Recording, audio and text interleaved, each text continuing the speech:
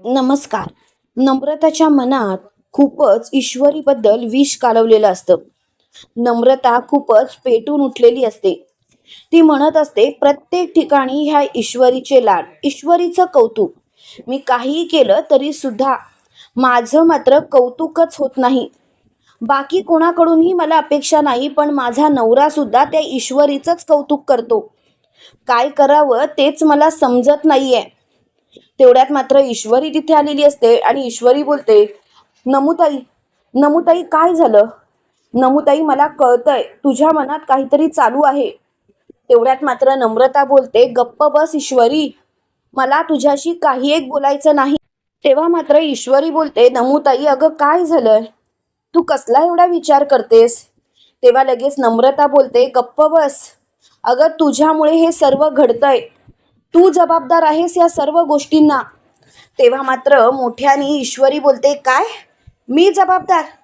काय काय बोलतेस काही तू? कशाबद्दल बोलतेस?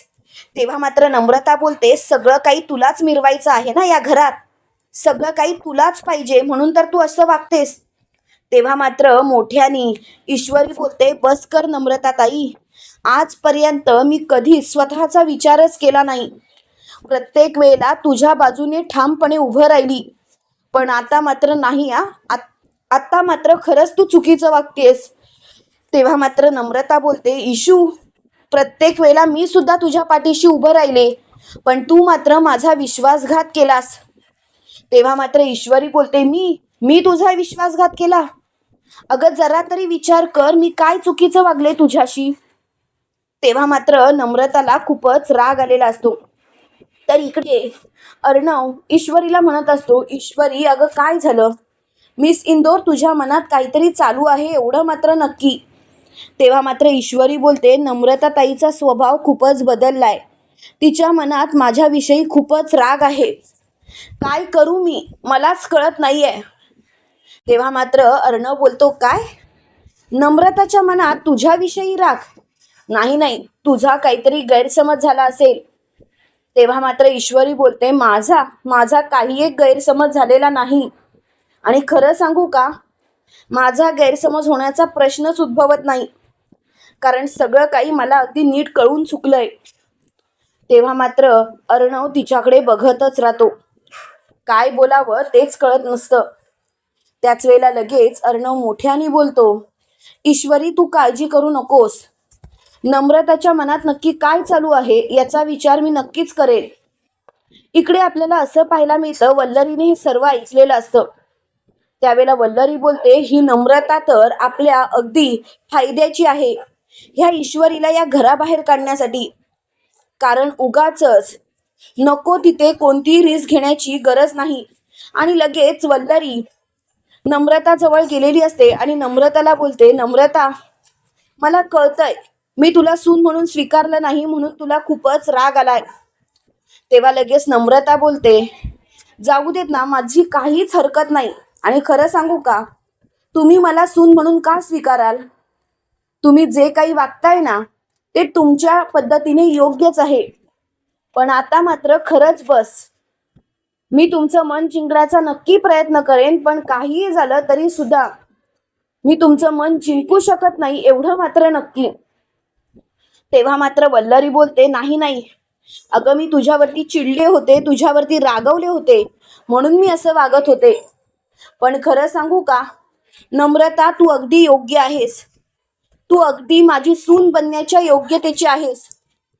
तेव्हा मात्र नम्रता खूपच चिडलेली असते. तेव्हा नम्रता बोलते, काय बोलताय तुम्ही? तुम्हाला तर सून म्हणून मी कधीच पसंत नव्हते ना. तेव्हा मात्र वल्लरी बोलते, हो नव्हतीच पसंत, पण तू माझ्यासारखा विचार करतेस हे बघून मला खरंच खूप बरं वाटलं. तेव्हा मात्र नम्रता बोलते, एक मिनिट, मी तुमच्यासारखा विचार करते म्हणजे? त्यावेळेला लगेच वल्लरी बोलते, नम्रता, नम्रता, मला सर्व काही कळून चुकलंय. तू त्या ईश्वरीचा रागराग करतेस ना? तुला त्या ईश्वरीला या घरातून बाजूला करायचं आहे ना? खरं सांगू का, माझी सुद्धा तीच इच्छा आहे. त्या ईश्वरीला फरफटत या घराबाहेर काढायचंय मला. मला अजिबात ती या घरात नको आहे. तेव्हा मात्र मोठ्याने नम्रता बोलते, काय बोलताय तुम्ही? तुम्ही जे काही बोलताय ना ते माझ्या मनाला पटतच नाहीये. अहो जरा तरी विचार करा तुमच्या वागण्याचा. तेव्हा मात्र तिची खूपच चिडचिड होते आणि त्याच वेळेला लगेच मोठ्याने ईश्वरी बोलते, मामी अहो काय बोलताय तुम्ही? तुम्ही नम्रताताईच्या मनात माझ्याबद्दल विष कालवताय का? तेव्हा मात्र वल्लरी बोलते, काही काय बोलतेस? उगाच काहीही बोलू नकोस आणि कसलेही आरोप करू नकोस. तेव्हा मात्र तिची खूपच चिडचिड झालेली असते.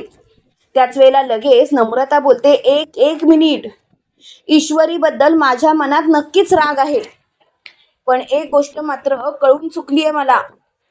कितीही काही झालं तरी सुद्धा इशू कशी असली तरी ती मला या घरातून बाहेर काढण्याचा विचार कधीच करू शकत नाही. आणि तुम्ही मात्र असा विचार करताय? अहो जरा तरी विचार तुमच्या वागण्याचा करा. एक मिनिट, मी तुम्हाला शेवटचं सांगते. ईश्वरीबद्दल माझ्या मनात गैरसमज आहेत, पण या घरातून बाहेर काढायचं किंवा तिचा संसार उद्ध्वस्त करायचा असा विचार अजिबात माझ्या मनात नाही आहे. मला माझ्या इशूचा संसार वगैरे उद्ध्वस्त करायचा नाहीये. मी तिच्यावरती रागवली आहे, तिच्यावरती चिडली आहे, म्हणून मी तिला कायमचं उद्ध्वस्त करेन असं नाही. आणि तुमची हिंमतच कशी झाली असं सर्व बोलायची? तेव्हा वल्लरी नम्रतावरती हात उचलायला निघते. त्याच वेळेला नम्रता वल्लरीचा हात धरते आणि म्हणते, आज आज पहिल्यांदा हिंमत केली तुम्ही माझ्यावरती हात उचलायची, पण पुन्हा जर का माझ्यावरती हात उचलायची हिंमत केलीत ना तर तुमची वाट लावेन वाट. पुन्हा असा विचार सुद्धा करू नका, नाहीतर नको ते होऊन बसेल. तेव्हा मात्र तिची खूपच चिडचिड होते. त्याच वेळेला लगेच वल्लरी बोलते, तुझी हिंमत कशी झाली? मला धमकी देतेस तू मला? तेव्हा मात्र नम्रता बोलते, तुम्हाला फक्त आता धमकी देते हा, मी तुमच्याशी वाईट वागण्याचा विचार सुद्धा केलेला नाही. पण आता तुम्ही जर का माझ्याशी असं वागण्याचा विचार जरी केलात ना तर बघा मी तुमची कशी वाट लावीन ते. तेव्हा मात्र वल्लरी खूपच चिडलेली असते. त्याच वेळेला लगेच वल्लरी मोठ्याने बोलते, आता सगळं काही संपल्यात जमा आहे आणि मला आता हा विषय ताणायचाच नाही. प्लीज हे सर्व आता इथल्या इथे बंद करा. त्याच वेळेला लगेच अर्णव बोलतो, मामी मामी अगं तुला किती वेळा सांगितलं ईश्वरीबद्दल गैरसमज करू नकोस. तेव्हा मात्र मोठ्यानी वल्लरी बोलते, अर्णव तू तर गप्पच बस, तुला काही बोलायची गरजच नाहीये, कारण तुझं सगळं बोलणं मला समजतंय. अर्णव एक नंबरचा खोटारडा आहेस, प्रत्येक वेळेला स्वतःच्या बायकोची बाजू घेत असतोस. तेव्हा लगेच अर्णव बोलतो, काय चुकीचं वागतोय मी? काय चुकीचं वागतोय? तुला कळतच नाहीये मामी तू काय करतेस ते. मी किती वेळा सांगितलं जरा तरी नीट वागत जा, पण नाही, तुला मात्र स्वतःच तेच खरं करायचंय. त्यावेळेला मात्र ईश्वरी अर्णवला बोलते, अर्णव सर शांत व्हा. अर्णव सर एवढ्या मोठ्याने ओरडायची गरज नाही. आणि खरं सांगू का, वल्लरी मामींचा स्वभाव आपल्याला माहिती नाहीये का? Please Arnav sir. तेव्हा मात्र अर्णव बोलतो, काय करायचं नाही या बाईचं कळतच नाही. आणि तिथून वल्लरी निघून गेलेली असते. त्याच वेळेला नम्रता ईश्वरीला बोलते, ईश्वरी तुझी मी त्यांच्या समोर बाजू घेतली म्हणजे मी तुझ्या बाबतीत चांगला विचार करायला लागले असं नाही. तुझ्याबद्दल माझ्या मनात गैरसमज आहेतच. तेव्हा मात्र ईश्वरी बोलते, नमुताई तुझ्या मनात कितीही माझ्याबद्दल गैरसमज असू दे तरी माझ्याबद्दल कोणीही काहीही बोललं तरी सुद्धा तुला त्याचं काहीच वाटत नाहीये. असं वाटतं का तुला? तर नाही, आज मला तुझा खरा चेहरा दिसला. तू माझ्याबद्दल काहीही वाईट ऐकून घेऊ शकतच नाहीस. तेव्हा मात्र नम्रता बोलते, बस ईश्वरी आता उगाच विषय ताणू नकोस. तेव्हा ईश्वरी बोलते, मी विषय ताणतच नाहीये. नमुताई तू स्वतःला शांत कर आणि नीट विचार कर तू काय वागतेस ते. तेव्हा मात्र नम्रता बोलते, मी काहीही चुकीचं वागत नाहीये. त्यावेळेला अर्णव बोलतो, शट अप. काय चाललंय नम्रता तुझं? अगं तुझी बहीण तुझा क्षणोक्षणी विचार करत असते आणि तू मात्र तिच्याबद्दल एवढे घाणेरडे विचार करतेस. अगं मोठी आहेस ना तू, तू फक्त वयाने वाढलीस का? मला खरंच तुझ्या या वागण्याची कीव येते. म्हणजे मिस इंदोर मधले गुण तू काहीच घेतले नाहीयेस. तेव्हा मात्र नम्रता बोलते, हे बघा अर्णव सर, माझ्यावरती आवाज चढवू नका. तेव्हा लगेच अर्णव मोठ्याने बोलतो, एक मिनिट, माझ्याशी या पद्धतीने बोलायचं नाही. त्यावेळेला ईश्वरी बोलते, अर्णव सर, अर्णव सर तुम्ही शांत व्हा. अर्णव सर, तुम्हाला काळजी करायची गरजच नाहीये. सगळं काही अगदी व्यवस्थित होईल. तेव्हा ईश्वरी अर्णवचा हात धरते आणि तिथून घेऊन जात असते. त्याच वेळेला अर्णव बोलतो, काय या मुलीचं करायचं? ही मुलगी जे काही वागते ते चुकीचं वागतेय आणि या मुलीला मात्र त्याची जाणीवच नाहीये.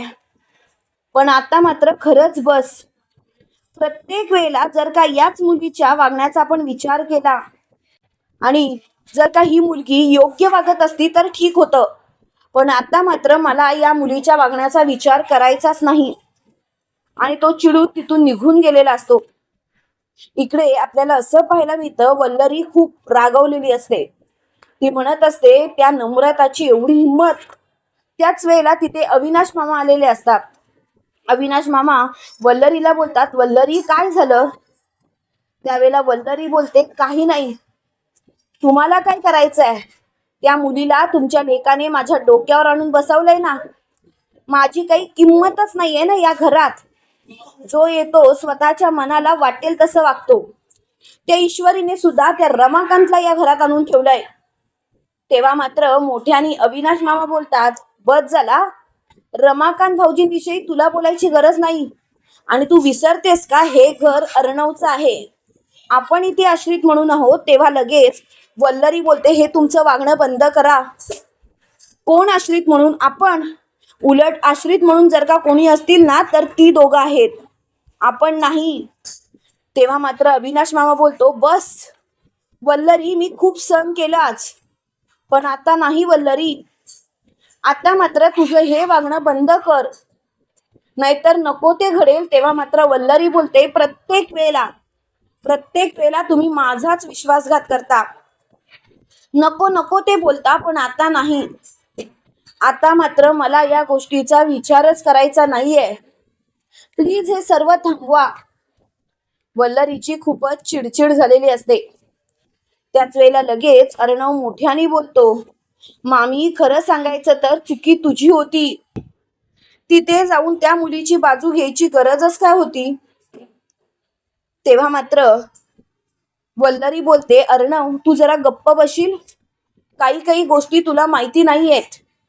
तेव्हा लगेच अर्णव बोलतो, बस, तुझं काय चाललंय ना तेच मला कळत नाहीये. मामी, मुळात तुझं वागणं बंद कर ग. मला खरंच तुझ्या वागण्याचा कंटाळा आलाय. तेव्हा मात्र वल्लरी खूपच चिडचिड करत असते. त्याच वेळेला ईश्वरी बोलते, वल्लरी मामी, तुम्ही शांत व्हा. नमुताई जे काही बोलली त्यासाठी मी माफी मागते. तेव्हा मात्र वल्लरी बोलते, हे बरं आहे. आधी तुझ्या बहिणीने मला घाव द्यायचे आणि दुसऱ्या बहिणीने येऊन त्या जखमा भरण्याचा प्रयत्न करायचा. पण आता मात्र मला या विषयावर काही एक बोलायचं नाही. तेव्हा मात्र अविनाश मामा बोलतात, जाऊ देत ना वल्लरी, अगं सोड आता. आणि अर्णव आणि ईश्वरी, तुम्ही या गोष्टीचा विचार करू नका. तुम्ही प्लीज स्वतःला शांत करा बघू. तुम्हाला या गोष्टीचा विचार करायची गरजच नाही. वल्लरीचा स्वभाव कसा आहे तुम्हाला तर माहितीच आहे ना. तेव्हा मात्र ईश्वरी बोलते, काही असलं तरी वल्लरी मामीनी एवढ्या मोठ्याने ओरडायची गरजच नाहीये. त्यावेळेला लगेच अर्णव बोलतो, आता सोडा बघू, हा विषयच नको. आणि खरं सांगू का, या विषयावर मला वाद घालायचा नाही. प्लीज हा विषय इथल्या इथे बंद करा. तेव्हा मात्र ईश्वरीची खूपच चिडचिड होते. त्यावेळेला ईश्वरी बोलते, आता सगळं काही संपल्यात जमा आहे आणि मला हा विषय काढण्यात अजिबात अर्थ नाही. इकडे आपल्याला असं पाहायला मिळतं, अंजली आणि राकेश बोलत असतात. त्यावेळेला राकेश अंजलीला म्हणत असतो, आपल्या घरात जे काही चालू आहे ते चुकीचं चालू आहे. तेव्हा लगेच अंजली बोलते, हो, सगळं काही चुकीचं चालू आहे, हे मला सुद्धा दिसतंय, पण आता आपण काहीच करू शकत नाही. तेव्हा मात्र राकेश बोलतो, अंजली, हे जर का असंच चालू राहिलं तर आपण काय करायचं? तेव्हा लगेच अंजली बोलते, तुम्ही नका काळजी करू, मी आहे ना, मी सगळं काही ठीक करेनच. तुम्हाला काळजी करायची गरज नाही. तुम्ही फक्त एक गोष्ट लक्षात ठेवा, कितीही काही झालं तरी सुद्धा तुम्ही माझ्या सोबतच राहा. माझ्यासाठी तुम्ही माझ्या सोबत असणं खूप महत्वाचं आहे. तेव्हा मात्र राकेश बोलतो, अंजली, मी तुझ्या सोबत कायमच आहे, तू काळजीच करू नकोस. तेव्हा मात्र अंजली खूपच चिडलेली असते. अंजली लगेच राकेशला म्हणते, राकेश, तुम्ही माझ्या सोबत आहात हे मला माहितीच आहे, पण एक गोष्ट मात्र नक्की, कितीही काही झालं तरी सुद्धा आता हा विषय इथल्या इथे बंद केलेलाच बरा, नाहीतर नको ते घडत बसेल. तेव्हा मात्र राकेश अंजलीकडे बघतच बसतो.